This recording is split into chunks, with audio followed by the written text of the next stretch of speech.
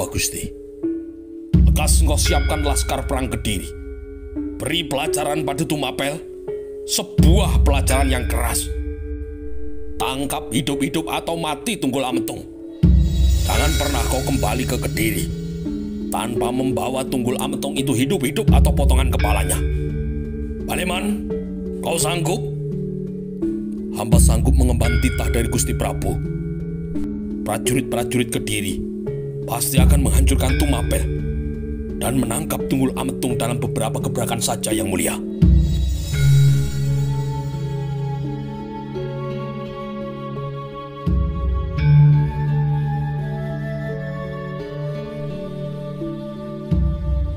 Berangkatlah segera, Baliman. Jangan hanya kau banyak bicara di sini, hingga si bebal Tunggul Ametung itu semakin siap untuk menyiagakan diri. Gubar Baliman kini menghancurkan sembahnya. Ia kemudian bergegas keluar dari balirung istana. Walungan, hamba Ganda Prabu, beri saran dan pendapat terbaikmu pada Baliman. Tularkan pengalamanmu hingga ia bisa menuntaskan tugasnya kali ini. Hamba Ganda, Mahesa Walungan kemudian segera keluar dari balirung istana menyusul Gubar Baliman. Persiapan penyerbuan kini digelar oleh Kediri. Senjata-senjata pemusnah kini disiagakan. Kuda-kuda dengan kereta perang kini juga telah dikeluarkan. Tamtomo, Perwiro kini semua bersiap dalam masing-masing barisan di bawah perintah pemimpin barisan yang kesemuanya patuh pada perintah Senopati Perang Gubar Baleman. Tunggul Ametung tidak lagi bisa dibiarkan. Sri Kertajaya telah menitahkan untuk kemudian menumpasnya. Jika rakyat Tumapel melindunginya, tidak ada ampun pula bagi mereka. Semua yang berbau Tunggul Ametung, semua yang mencoba melindungi dan membelanya adalah musuh-musuh Kediri dan pantas untuk digilas serta dihancur leburkan tanpa terkecuali. Paman Baleman, berhati-hatilah dengan aku pengkhianat itu. Mahesa Walungan kini mengingatkan Gubar Baleman. Ia cukup didaya, Paman. Tubuhnya kebal, tidak mempan oleh senjata. Siasat perangnya juga lumayan baik. Perlu untuk Paman waspadai. Paman mengerti, Gusti. Paman telah siapkan pemanah-pemanah jitu untuk menghadapi Tunggul Ametung itu. Jika ia bisa lolos dari terjangan anak-anak panah itu, aku yakin ia tidak akan bisa lolos dari Paman. Percayalah, Gusti. Paman akan mampu menuntaskan titah dari Paduka Yang Mulia Sri Kertajaya. Ya, semoga Yang Dewata Agung senantiasa melindungimu, Paman. Mahesa Walungan kini menepuk-nepuk bahu Panglima Perang Kediri itu. Semoga hanya kemenangan dan kejayaan saja yang akan diperoleh oleh Kediri. Semoga segera tumpaslah aku keparat itu. Semoga saja, Gusti. Persiapan penyerbuan itu segera merambat hingga ke perbatasan Kediri. Prajurit-prajurit Kediri di wilayah yang langsung berhadapan dengan Tumapel kini menjadi sibuk luar biasa.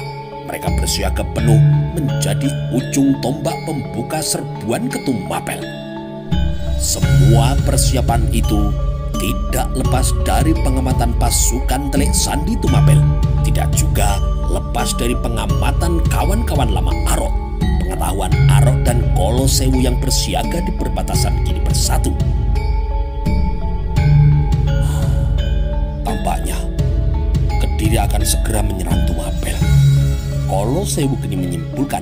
Wajahnya terlihat sangat menegang. Arok kini juga mengiyakan. Arok, apa saranmu? Sebaiknya Paman segera ke Kota Raja, melaporkan kejadian ini kepada Yang Mulia Agung. Untuk urusan di sini, percayakan padaku, Paman. Meskipun pasukan kita yang tersisa di sini tidak banyak, tapi aku sangat mempercayai kemampuanmu, Arok. Gunakan siasat cerdikmu untuk memimpin pasukan Tumapel di perbatasan ini. Sebentar aku ke kota raja, dan selekasnya segera kembali membawa bala bantuan. Kita akan hajar bersama-sama prajurit-prajurit dandang gendis yang congkak itu. Arok kini mengangguk. Kolo Sewu kemudian segera menaiki kudanya dan dengan iringan 5 prajurit bawahannya melesatlah ia menuju ke kota raja. Sesungguhnya Arok tidak terlalu terkejut jika Sri Kertajaya akhirnya berencana melabrak Tumapel. Sesuai perkiraannya, Kebo Ijo pasti berada di balik semua itu. Jika Tunggul Ametung berhasil dijungkirkan, ia akan ditunjuk oleh Sri Kertajaya untuk menggantikannya. Bagaimana jika Dandang Gendis berdusta pada Kebo Ijo dan berencana memberikan jabatan Aku itu untuk adiknya sendiri? Kemungkinan-kemungkinan itu kini tiba-tiba tergambar di kepala Arok. Tita, panggil Arok dengan tiba-tiba. Tita kemudian bergegas menghampiri Arok. Tidak ditunjukkan hubungan khususnya dengan Arok dengan terbiasa memanggil yang keparat di hadapan para prajurit Tumapel lainnya. Ia kini menghadap Arok dengan sikap laksana prajurit yang menghadap pada pimpinannya. Tita, segeralah kau pergi ke kota raja. Awasi baik-baik Kebo Ijo.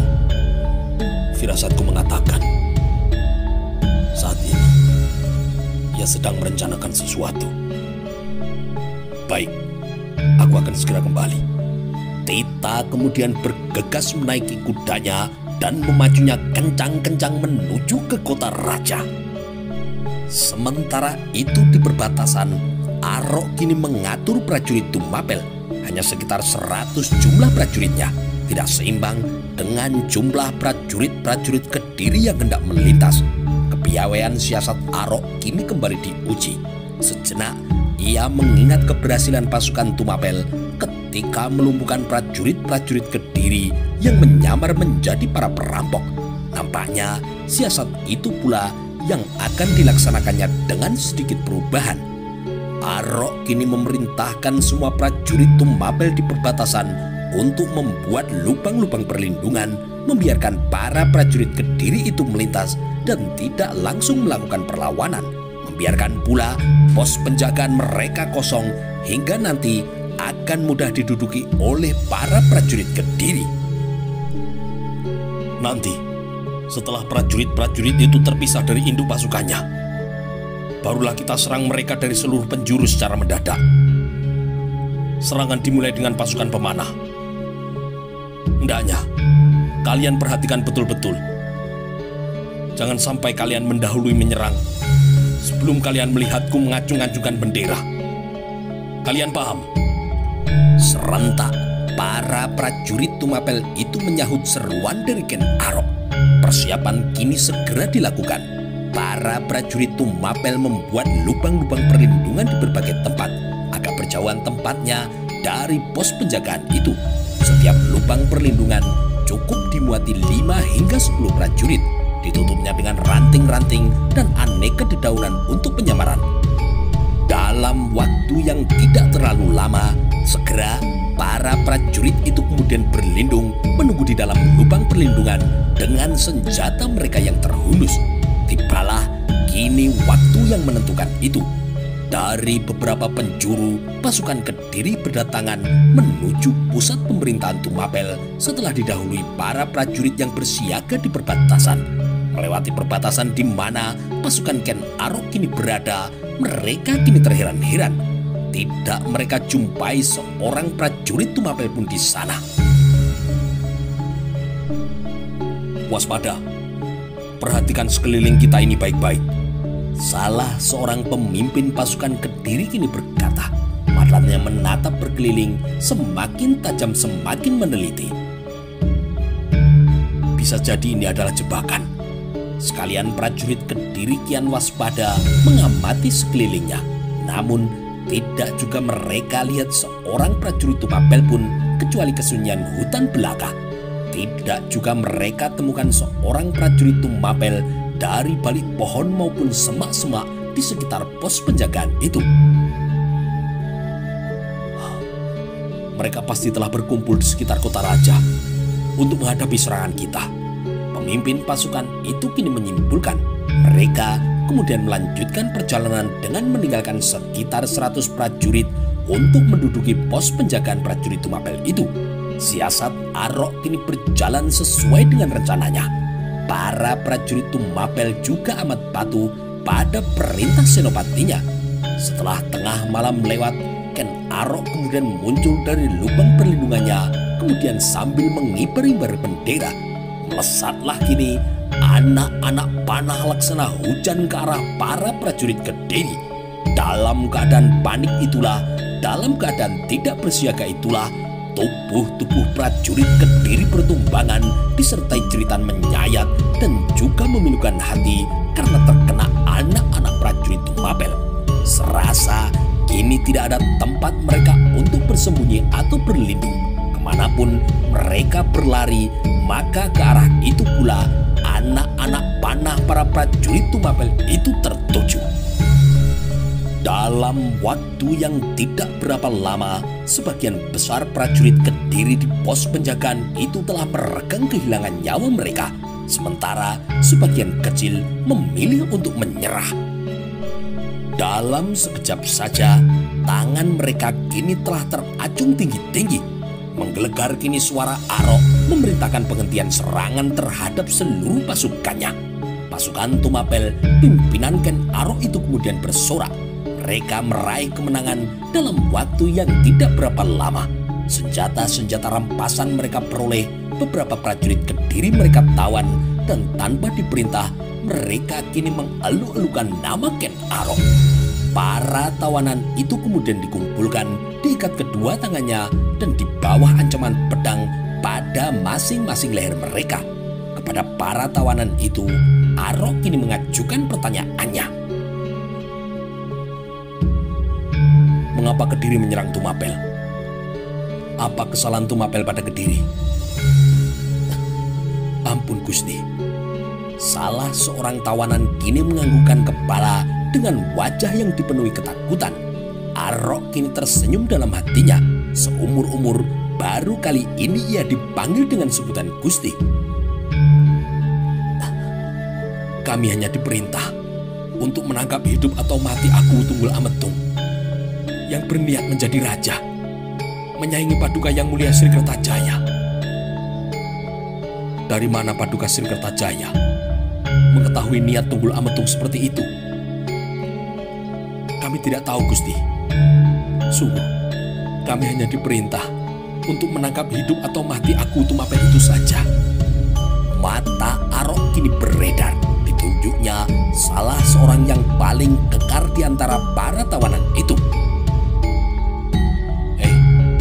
Apa kau juga tidak tahu? Yang ditunjuk kini agak ragu-ragu, namun akhirnya ia menjawab juga. Mohon ampun Gusti. Hamba dengar ada seorang perwira Tumapel yang mengabarkan rencana dari aku Tunggul Ametung. Tetapi siapa nama perwira itu? Hamba juga tidak tahu.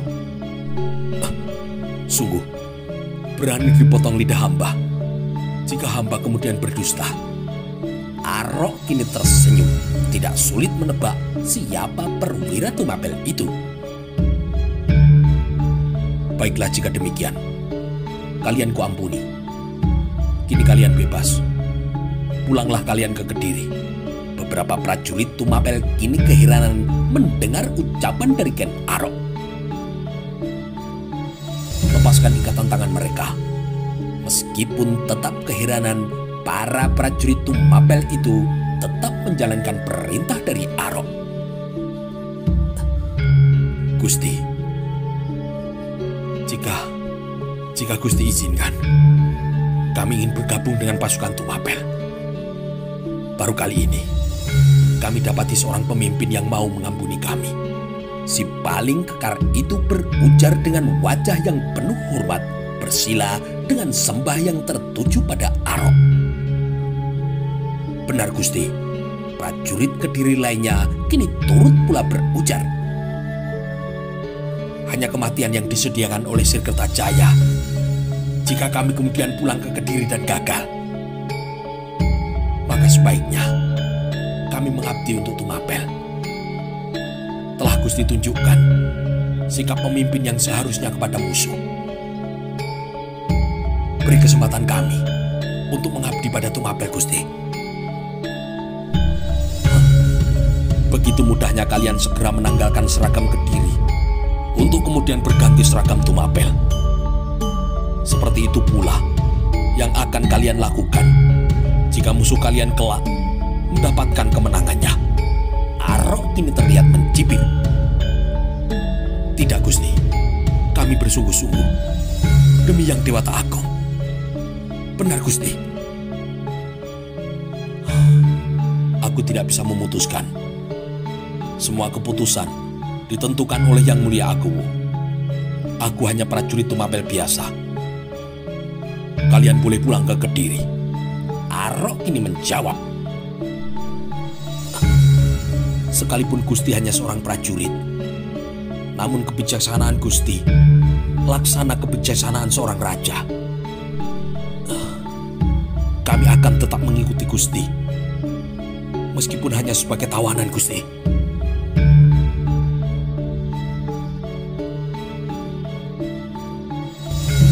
Sementara itu, pertempuran dahsyat pecah di luar kota raja. Tunggul Ametung memimpin langsung prajurit Tumapel. Ia mengamuk laksana banteng yang terluka, ganas menerjang dan menghantam para prajurit Kediri. Pedang di tangan kanannya laksana permata, menyabet, menusuk, membabat, menyediakan kematian bagi para prajurit Kediri yang mendekat atau didekati oleh Tunggul Ametung. Mendapati amukan Tunggul Ametung itu, Kubar Baleman kemudian memberi aba-aba bagi pasukan pemanah. Lepaskan panah! Maka kini melesatlah puluhan anak panah yang tertuju pada Agung Tumapel yang tengah mengamuk ganas itu. Tepat memang tubuh Sang Agung menjadi sasaran anak-anak panah itu. Namun tubuh Sang Agung itu bagai terbuat dari baja. Rontok ini semua anak-anak panah yang menerpanya. Tidak satupun anak panah yang mampu menancap atau melukai kulit dari Sang Agung. Melihat kedikdayaan pemimpinnya, semangat bertempur prajurit Tumapel semakin membubung dengan tinggi. Meskipun kalah dalam jumlah, mereka bertarung penuh semangat hingga pasukan Kediri menjadi kocar-kacir dibuatnya. Melihat pasukannya terdesak hebat, Kubar Baleman kini memerintahkan pasukannya untuk mundur sejenak. Tunggul Ametung kemudian juga memerintahkan pasukannya untuk menghentikan perlawanan. Penghentian perang sejenak itu membuat para prajurit pada masing-masing pihak bisa membawa rekan-rekannya yang gugur atau terluka. Mereka kini bisa mengatur siasat dan strategi perang pada masing-masing pihak. Jagat Pramudita, sebentar saja perang berkecamuk telah memakan banyak korban. Mayat-mayat prajurit kini bergelimpangan. Mereka yang sekarat bersiap menjemput kematiannya. Mereka yang terluka kini merintih menahan rasa sakit yang sangat. Wilayah luar kota raja berbau amis menyengat dan rintih kesakitan kini terdengar di mana-mana. Melihat kenyataan itu, baru terbuka kini kesadaran dari Kubar Baleman. Tunggul Ametung ternyata bukan sosok yang mudah untuk ditaklukkan. Tumapel ternyata telah mempersiapkan diri dengan baik hingga mampu menahan serangan dari Kediri dan bahkan bisa memukul mundur pasukannya. Terlambat sesungguhnya Sri Kertajaya berniat menumpas Tunggul Ametung. Jika saja sedari dulu, tidak akan sesulit ini menumpasnya. Kubar Baleman kini agak ragu dengan janjinya sendiri kepada Sri Kertajaya untuk melumpuhkan Tumapel dan menangkap Tunggul Ametung dalam hanya beberapa gebrakan saja. Perang kini kembali berlanjut. Masing-masing pasukan kini kembali terlibat dalam tikam menikam, sabet menyabet, tusuk menusuk, berusaha keras untuk saling mematikan. Anak-anak panah kini melesat-lesat mencari sasarannya. Yang telah terkena kini menjerit roboh, sekarat, dan menghembuskan napas terakhirnya.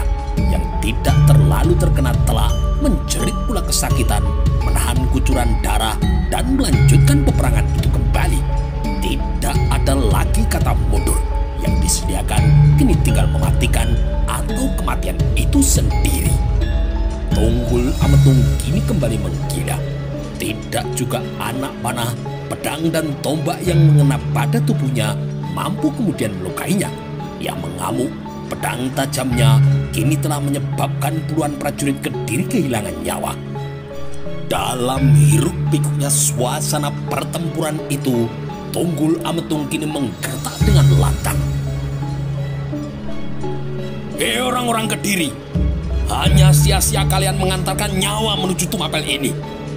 Panggil Dandang Gendis itu, biar sekalian ku tebas batang lehernya di sini. Mendengar teriakan itu, Kubar Baleman segera menyibak kerumunan pengawalnya. Dipacu kudanya menghampiri kuda dari Tunggul Ametung. Hei Keparat, lawanmu adalah aku. Hahaha, Keparat Baleman rupanya. Tunggul Ametung kini meludah. Sudah puas rupanya kau menjilat-jilat pantat dari Dandang Gendis. Hingga kini kau berani mendatangiku. Pengkhianat bermulut besar kau Tunggul Ametung. Telah berani kau menggoyangkan kemuliaan dari Paduka Sri Kertajaya. Maka kematian sajalah yang akan engkau temui Keparat. Tunggul Ametung kini kembali meludah. Anjing-anjing Kediri memang paling pintar untuk menggonggong. Kemampuan sepertimu hendak menumpas aku. Hei Keparat Baleman, beruntung kau di Kediri hingga bisa diangkat selaku senopati perang. Kalau kau di Tumapel, kau hanya akan menjadi tamtama paling rendah. Memuncak kini kemarahan dari Kubar Baleman. Ia segera menyerang dan kerisnya kini mengarah pada dada Tunggul Ametung. Aku Tumapel itu kini malah terlihat membiarkan dadanya agar tertusuk. Keris dari Panglima Perang Kediri itu telah mengena pada dada Tunggul Ametung. Namun tidak pula keris itu mampu membuat Tunggul Ametung terluka, melainkan ujung keris itu yang bengkok laksana tengah menerpa baja. Kubar Baleman kini terkejut. Tidak disangkanya keris andalannya itu begitu tumpul pada tubuh Tunggul Ametung. Keterkejutan Kubar Baleman belum reda.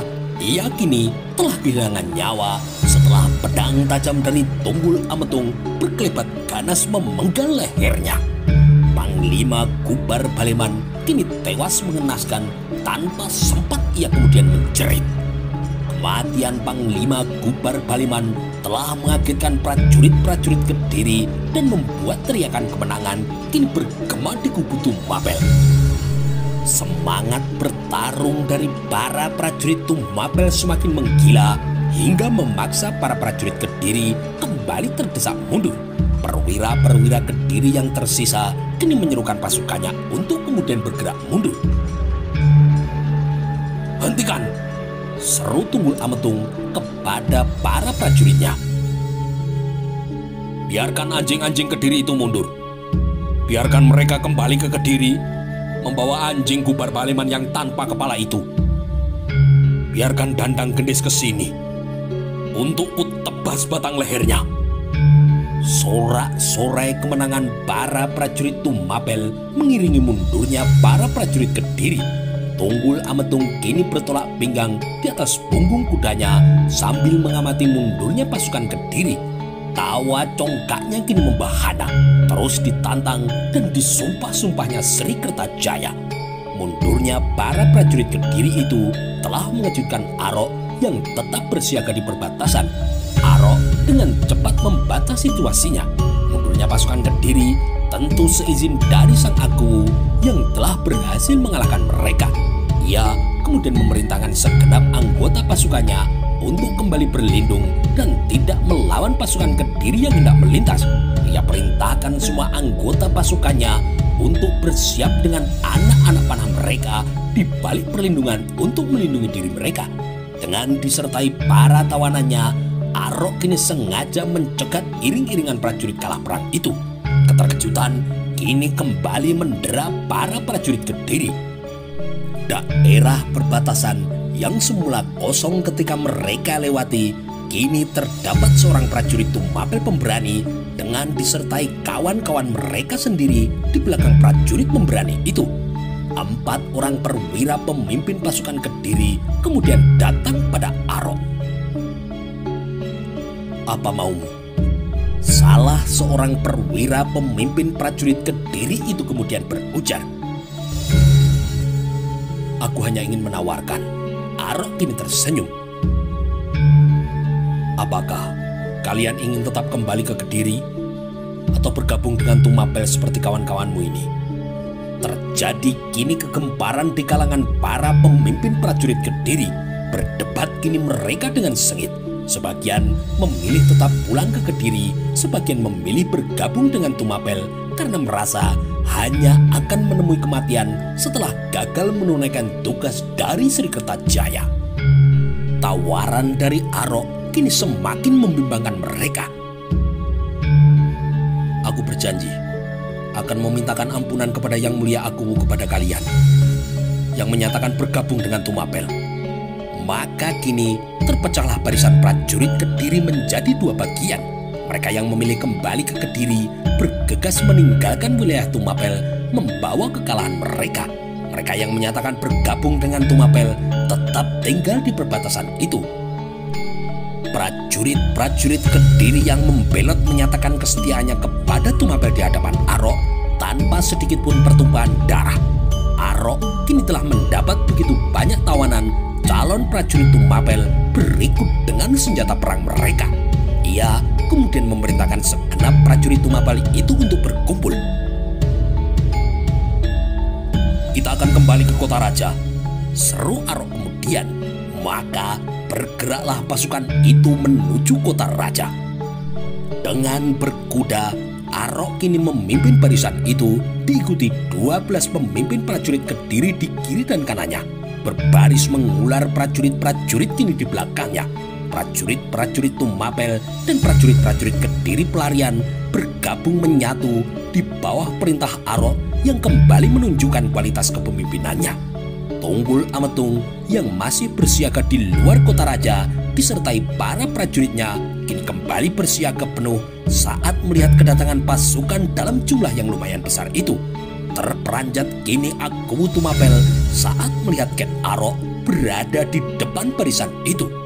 Arok kemudian turun dari punggung kudanya mengaturkan sembahnya pada Tunggul Ametung. Ia kemudian menjelaskan situasi yang terjadi berikut kondisi pasukan yang kini dipimpinnya. Berkat siasatnya, tidak seorang pun anak buahnya berkurang, bahkan bertambah banyak dengan penyeberangan para prajurit Kediri. "Hei anak pungut yang suci Brahmana, tidak sia-sia aku mengangkatmu menjadi prajurit Tumapel." Tersenyum kini Tunggul Ametung. Wajahnya kini nampak sangat bangga. Tunggul Ametung kemudian mengumumkan pengampunan kepada para prajurit Kediri yang menyeberang ke Tumapel. Para prajurit Tumapel kini larut dalam kegembiraan mereka. Mereka kini telah membuktikan kesalahan dari Sri Kertajaya yang telah memandang remeh mereka. Mereka telah membuktikan Tumapel adalah kekuatan yang tidak bisa dipandang sebelah mata. Larut sukacita mereka hingga tidak mereka sadari seorang perwira kini diam-diam meninggalkan kota raja menuju ke daerah Lulumbang. Perwira itu adalah Kebo.